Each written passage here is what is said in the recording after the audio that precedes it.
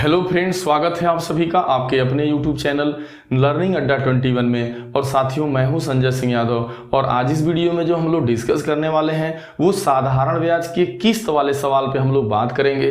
साधारण ब्याज के किस्तों पर आधारित जो प्रश्न होता है ये बहुत ज़्यादा प्रतियोगी परीक्षाओं में पूछा जाता है, काफ़ी महत्वपूर्ण क्वेश्चन होता है। यदि इसके बेसिक कॉन्सेप्ट को या तो आपके पास एक बेटर बेसिक कॉन्सेप्ट हो या तो फिर ट्रिक हो, तभी ये सवाल जल्दी लग पाते हैं, वरना ये बहुत ज़्यादा आपसे समय ले लेते हैं। तो दोस्तों बने रहें इस वीडियो में आप अंत तक, क्योंकि इस वीडियो में मैं वो तरीका लेकर के आया हूं जो काफ़ी बेहद आसान होगा और वो कभी भी भूलने वाला नहीं होगा। और साथ में यदि आप उसे आप शॉर्टकट कर लिए, यानी लास्ट में देखा जाए तो वो बहुत ही फास्ट होगा। जो आपके ट्रिक तो भूल सकता है, लेकिन ये तरीका और इस तरीके के द्वारा जो बनाया गया ट्रिक है ये आपका जो है एग्जाम में भूलने वाला नहीं है। दोस्तों, यदि आप हमारे चैनल पे नए हैं, अब तक आपने हमारे चैनल को सब्सक्राइब नहीं किया हुआ है, तो कृपया करके आप हमारे चैनल को सब्सक्राइब कर लें। तो चलिए देखते हैं वो कौन सा क्वेश्चन है और उसको लगाने का सबसे आसान तरीका क्या है। तो आइए, कह रहा है 3 वर्ष बाद दे 1092 रुपये बराबर वार्षिक किस्तों में चुकाना है। यदि साधारण ब्याज की दर 12% वार्षिक हो तो प्रत्येक किस्त का मान ज्ञात करिए। देखिए, यह साधारण ब्याज का किस्त वाला सवाल होता है। इसमें सबसे बड़ी चीज ये समझने की होती है कि ये कहता है 3 वर्ष बाद दे। जो कर्ज 1092 रुपये का लिया गया है वह कब चुकता किया जा रहा है?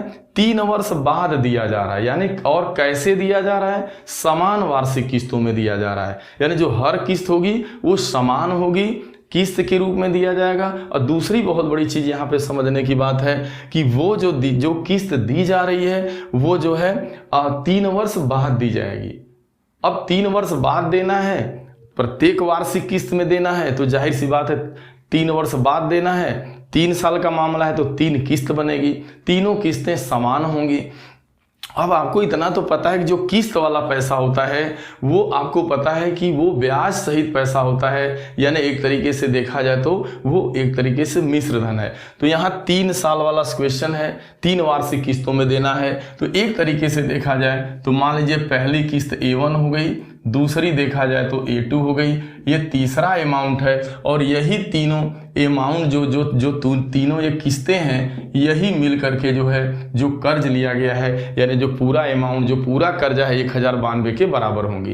पहली बात ये आपको ध्यान देना है, चूंकि प्रत्येक किस्त यहाँ समान देना है तो यहाँ पर आपको एक माइंड में मान लेना है कि चलो हम मान लेते हैं कि जो हमारी हर किस्त है वो 100 रुपये की है। तो 3 किस्तें हैं तो जाहिर सी बात है पहली किस्त भी 100 रुपये की होगी, दूसरी वाली भी 100 रुपये की मान लेते हैं हम लोग, और तीसरी किस्त को भी हम लोग 100 रुपये मान लेते हैं। यहाँ तीसरी किस्त 100 रुपये की।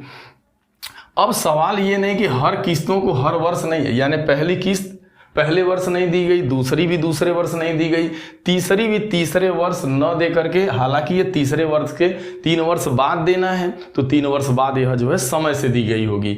तो अब ये चीज ध्यान देना है, जो पहली किस्त जो है पहले वर्ष अगर नहीं दी जाएगी तो जाहिर सी बात है जब पहली किस्त जो 100 रुपया की थी इसको आपने समय से नहीं चुकता किया तो आखिरकार इस पे तो 1 साल का साधारण ब्याज आप देंगे ही। तो एक तरीके से देखा जाए तो 100 रुपये की आपकी मूल किस्त थी और आपने जो है क्या किया, इसके ऊपर 1 साल का फिर आपको ब्याज लगेगा। तो 100 रुपया अगर आप किस्त 100 रुपये की है तो 100 रुपये का आप 12% करिएगा, यानी 12/100 करिएगा, वो भी 1 साल। चूंकि मूलधन या ये मूल किस्त है तो दर ये जो ब्याज की दर है वो 12% है तो 12/100 करेंगे। चूंकि 1 साल का तो 1 साल का ब्याज क्या बनेगा, जाहिर सी बात है 12 रुपये। तो आप समझ पाए होंगे कि जो पहली किस्त है वो 100 रुपये की न दे करके, जब आप समय से उसको नहीं दे पाए तो 100 रुपये न दे करके उसको कितना वो दिया होगा बंदा, 112 रुपया चुकता किया होगा। अब पहली किस्त तो समय से दी नहीं गई इसलिए इसके ऊपर 1 साल का ब्याज लगा। चूंकि ब्याज की दर 12% वार्षिक है, यानी हर साल 100 रुपये में 12 रुपये ब्याज बढ़ जाएगा। तो यहाँ इसीलिए हम किस्त को 100 माने हैं, ताकि अगर आप 1 साल बाद चुकता नहीं कर पाए तो आपको 12 रुपये ब्याज देना होगा। तो यानी इसका मतलब जो पहली किस्त है वो 100 की न होकर के अब कितने की हो गई, 1 वर्ष बाद 100। अब इस पे 1 साल बाद वो दी 112 रुपये हो गया।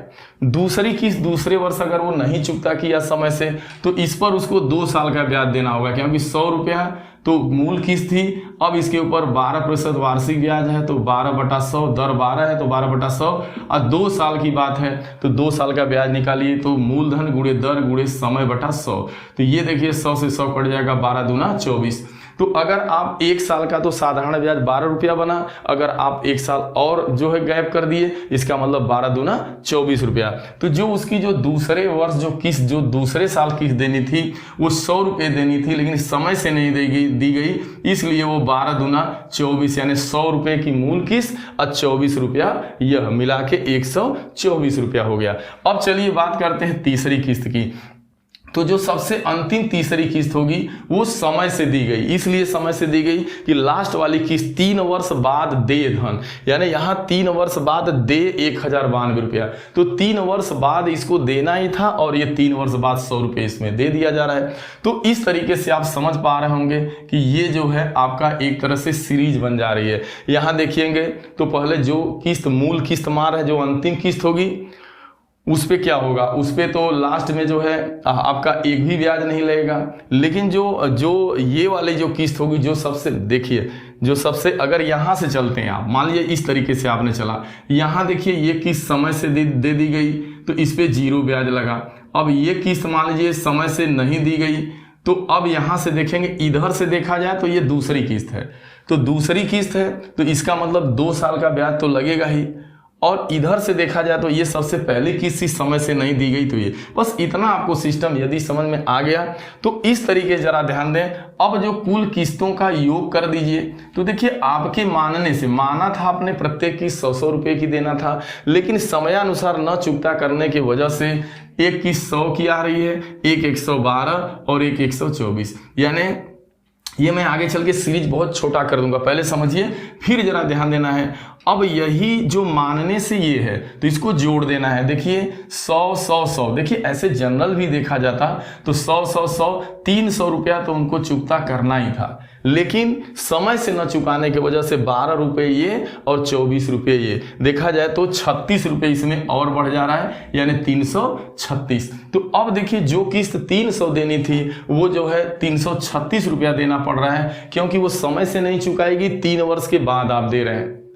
ठीक है, तो ये चीजें, तो यह टोटल जो आपके मानने से जो अमाउंट आ रहा है वो 336 आ रहा है, और प्रश्नानुसार जो है क्या है, प्रश्नानुसार वो किसके बराबर है, 1092 के। तो बस सवाल लग चुका है। अब इसको जोड़ रहे हैं तो 336 आ रहा है, और इसे और लेकिन वास्तविक इसका मान क्या है, यह 336 मानने से किस्त आ रही है 100 रुपया, और ये जो है मूल, जबकि हमारा जो मूल कर्जा है वो 1092 है। तो यहाँ आपको एक का मान 336 का मान 1092 के बराबर है, तो एक का मान क्या होगा, 1092 बटा 336। जैसे ही करिएगा इसको काटिएगा तो इसकी जो वैल्यू आती है वो 3.25 आएगी। जब एक का मान 3.25 है, चूंकि आप किस्त माने कितने की है, प्रत्येक किस्त 100 की माने हैं, आप माने हैं कि माना जो हर किस्त हमारी है वो 100 की है, तो एक का मान 3.25 है, तो 100 का मान क्या होगा, 100 गुणे 3.25 करेंगे तो आपका आ जाएगा 325, यानी जो प्रत्येक किस्त होगी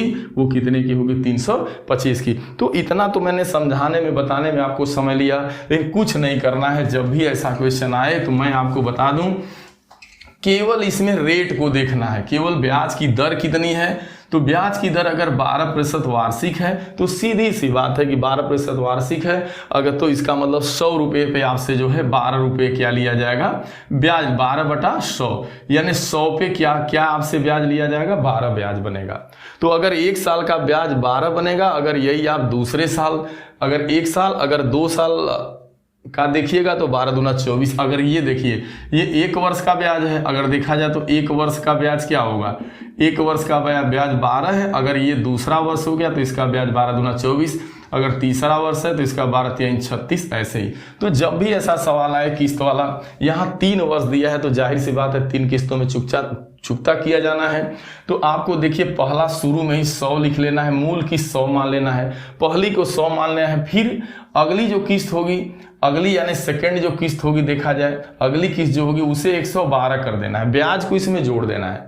100 में 12 जोड़िएगा तो 112 होगा, और जो है फिर जो है इसमें 112 में 12 जोड़िएगा, फिर 112 में 12 जोड़िएगा तो 124 हो जाएगा। फिर यहाँ रुक जाना पड़ेगा क्योंकि पहली किस्त, दूसरी किस्त, तीसरी, क्योंकि यहाँ 3 किस्त में ही दे देना है, फर्स्ट, सेकेंड, थर्ड। तो ये तीनों किस्त आप मान लिए और यही तीनों किस्तों का योग आप जो है पूरी जो कर्ज है उसके बराबर कर दीजिए। यानी यही मैंने बोला था अमाउंट A1, A2 और A3 का मान यही टोटल अमाउंट के बराबर है। तो ये और आसान हो जाता है। फिर जैसे ही जोड़िएगा तो 336 का मान 1092 है, तो 1 का मान जो है 3.25 होगा। चूंकि हम किस्त को 100 माने इसलिए हमें 100 का मान निकालना है, तो 3.25 में जैसे ही 100 का गुणा करेंगे तो 325। कितना फास्ट हो जा रहा है अब आप समझ पा रहे होंगे। पुनः जैसे इतना भी नहीं करना, इतना तो जानते हैं जब हर किस्त तो 100 रुपये की है तो 3 किस्तों में चुकता किया जाना है, तो वो 300 रुपया तो ऑलरेडी ये हो जाएगा, ये 300 हो जाएगा। चूंकि अब दो इसमें ब्याज भी लगेगा 2 वर्ष का, तो यहाँ थोड़ा भ्रम होगा, लेकिन ये सीरीज समझ में आएगी 100 वाली।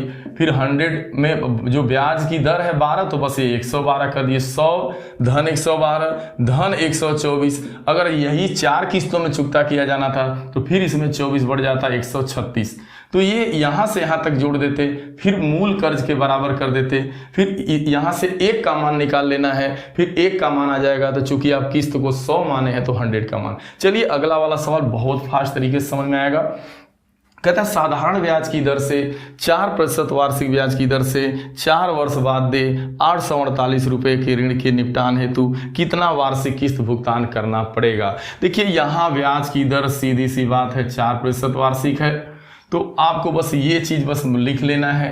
और जो है 4 वर्ष में देना है, तो 4 वर्ष का मतलब ही हो गया 4 किस्त में चुकता किया जाना है। तो बस 4 किस्तों में चुकता किया जाना है। तो पहली किस्त जो होगी आपकी, पहला क्या होगा 100 होगा, पहली किस्त 100 रुपये, दूसरी जो होगी वो 100 की ना होकर के 104 की होगी, क्योंकि उसमें 1 साल का ब्याज 4 रुपये जुड़ जाएगा। अगली वाली जो किस्त होगी वो 100 की ना होकर के उसमें 2 साल का ब्याज जुटेगा, तो 1 साल का ब्याज 4 रुपये, तो 2 साल का ब्याज 4 दूना 8, या इसमें 4 जोड़ते जाइए, 4 जोड़ दीजिए। अब इसमें पुनः 4 जब जोड़िएगा तो 8 4 कितना हो जाएगा 12, या ऐसे भी तीसरे साल का जब ब्याज निकालिएगा तो 4 3 12। तो देखिए ये पहली किस्त, ये देखिए पहली किस्त एक तरह से, यह आपकी सेकंड किस्त, यह देखा जाए तो थर्ड किस्त, और यह देखा जाए तो फोर्थ किस्त। लेकिन वास्तव में ये सबसे पहली, अगर इसको किस्त के लिहाज से देखिएगा तो इसको उल्टा करना पड़ेगा। वास्तव में ये पहली किस्त है, अगर देखा जाए तो ये पहली किस्त का मान है, ये दूसरी किस्त का मान है, ये तीसरी किस्त का मान है, और ये सबसे लास्ट चौथी जो होगी अंतिम होगी वो वही होगी। लेकिन यहाँ मैं ऐसा बोल दे रहा हूँ तो इसमें भ्रम नहीं होना चाहिए आपके पास, क्योंकि यहाँ लगाने के तरीके को डेवलप किया जा रहा है, तो यहाँ डाउट न रहे। अब आपके मानने से चारों किस्तों को जोड़ दीजिए, तो ऐसे भी आप जोड़ते तो 400 रुपये हो जाता 4 किस्तों का मान। चूंकि यहाँ देखिए 8 4 12, अब 12 और 2 14, यहाँ देखिए 8 2 10 4 14 के 4 और 1 आपको 2, और ये 424 आ जा रहा है। अब जरा ध्यान देना, 424 आपकी किस्त मानने से 100, प्रत्येक किस्त को आप 100 मान रहे हैं, तो जो पूरी 4 किस्तें आ रही हैं आपके मानने के हिसाब से 4% के रेट से, वो 400 न होकर के 424 होगी। क्योंकि 400 इसलिए नहीं होगी क्योंकि समय से नहीं अदा की गई, 4 वर्ष बाद आप सभी किस्तों को चुकता किए हैं, 4 वर्ष के अंत में दे रहे हैं, ये चीज समझना है। तो जब 4 साल के अंत में आप देंगे तो आप 400 थोड़ी देंगे, आप 424 देंगे, क्योंकि अंतिम किस्त तो आपकी 100 की बनेगी। जो सबसे पहली किस्त होगी वो 112 की होगी, उस पर 3 साल का ब्याज लगेगा। जो दूसरी होगी उस पर 2 साल का लगेगा। जो तीसरी होगी उस पर जो है 1 साल का ब्याज लगेगा। जो चौथी होगी उस पर 0 ब्याज लगेगा, क्योंकि वो 4 वर्ष बाद तत्काल दे ही जा रही है, इसलिए उसके ऊपर ब्याज नहीं लगेगा। अब आप अच्छे से समझ गए होंगे। तो आपके मानने से 424 रुपये आ रहा है, और प्रश्नानुसार देखा जाए वो है कितना कर्ज देना, 848 देना था, 848 रुपये। तो अब ये इनमें रिलेशन देख रहे हैं, मानने से ये अमाउंट है, प्रश्नानुसार ये है। तो अब हम देख लेते हैं यहाँ पे कि 424 का मान 848 के बराबर है, तो 1 का मान क्या होगा। जैसे ही भागा दीजिएगा 848 में 424 से, तो ये 2 बार में कट जाएगा, यानी 1 का मान 2 आ गया। हमें 1 का मान नहीं चाहिए, हमें 100 चाहिए, क्योंकि हमने तो किस्त को 100 मान रखा है।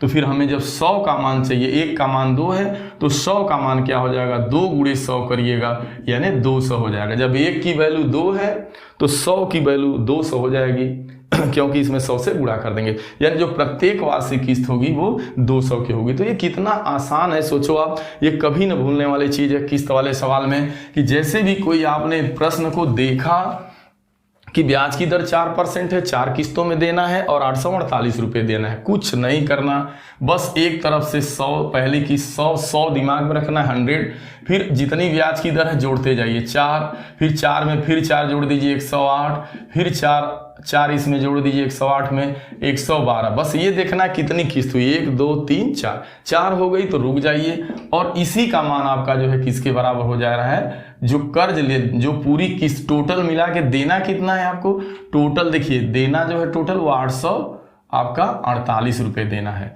तो आपको मानने से क्या दे रहे हैं, आप मानने से तो आप 848 नहीं दे रहे हैं, आप मानने के ही हिसाब से आप जो है 424 दे रहे हैं, लेकिन यह किसके बराबर माना जाएगा, 848। तो यहाँ हम रिलेशन देख लेते हैं कि इनके बीच क्या रिश्ता है। यह देखिए, यह सीधा इसका भागा इसमें देंगे तो 2 बार में कट जाएगा। तो 1 का मान 2 है तो हम किस्त 100 माने हैं, प्रत्येक किस्त 100 है, मानते हैं ना कि प्रत्येक किस्त जो है माना प्रत्येक किस्त, तो आप प्रत्येक किस्त को 100 मान लीजिए। तो फिर ये है 1 का मान 2 है तो 100 का मान 2 गुणे 100 करिएगा तो 200 आ जाएगा, प्रत्येक किस्त 200 थी।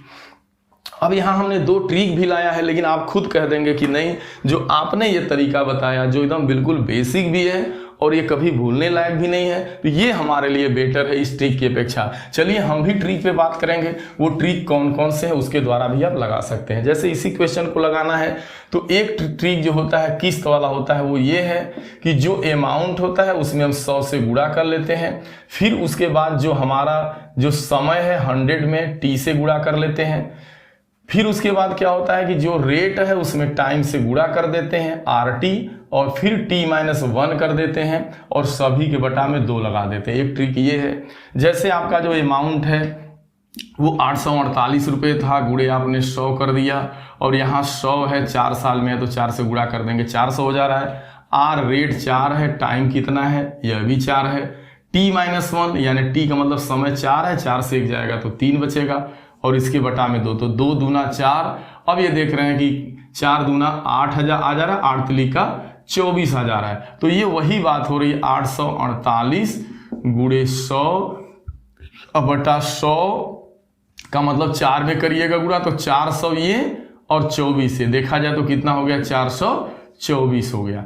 अब 424 को जो आप काट रहे हैं तो ये 2 बार में कट रहा है, तो 2 गुणे 100 आप देख पा रहे हैं कि 200 वही है जो वहां बताया गया। तो यहाँ ट्रिक ये भूलने का चांस है, लेकिन वहां वो चीज आपके साथ देखो, यहाँ 4 का जो 4 किस्तों में देना है तो इसलिए 100 का 4 में गुणा कर दिया जा रहा है, 400 आ जा रहा है। और यहाँ जो ब्याज बन रहा है पूरा का पूरा टोटल, इस 400 रुपये में जो एक्स्ट्रा ब्याज देना पड़ा, वो एक्स्ट्रा ब्याज देखिए यहाँ से निकल रहा है, वो निकल रहा है ये करने से, यानी RT और RT t-1/2। ये एक थियरम है, जब आप प्रूव करिएगा पूरा इस क्वेश्चन को तो ये थियरम निकल के आता है।